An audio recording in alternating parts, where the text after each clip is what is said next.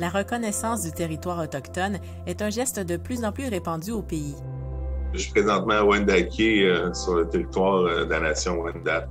Signe de respect et de politesse, cette pratique est courante au sein même des différentes communautés autochtones. L'idée, c'est de reconnaître qu'on se trouve sur le territoire. De la même façon que normalement aussi chez les Premières Nations, on va aussi se présenter, dire c'est qui notre famille, d'où ce qu'on vient, pour que les gens puissent bien nous situer et nous reconnaître. La reconnaissance du territoire est une réaffirmation de la présence autochtone. Dans certaines parties du Canada, on ne voit pas les Premières Nations partout parce qu'il y a des villes avec des millions de personnes, etc. Donc, de reconnaître quand même la présence et l'occupation du territoire par les Premières Nations, c'est un geste parce que, tu sais, des fois, on peut oublier cette présence-là.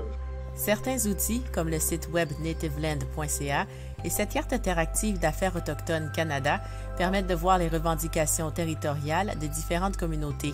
Il n'est pas rare que plusieurs territoires se chevauchent. On peut donc reconnaître l'occupation de plus d'une nation en même temps. Il faut comprendre aussi que géographiquement, il y a des endroits que c'est des carrefours. D'une façon naturelle, s'il y a 3-4 rivières, les rivières, c'était les autoroutes. Donc, s'il y a 3-4 rivières qui arrivent de 3-4 régions géographiques différentes, bien, forcément qu'il y avait des rassemblements puis des rencontres à ces endroits-là. Reconnaître le territoire d'où on vient, en plus de celui où l'on se trouve, donne encore plus de contexte. Et apprendre certains mots dans une langue des Premières Nations est un autre geste qui démontre une volonté de rapprochement. On est.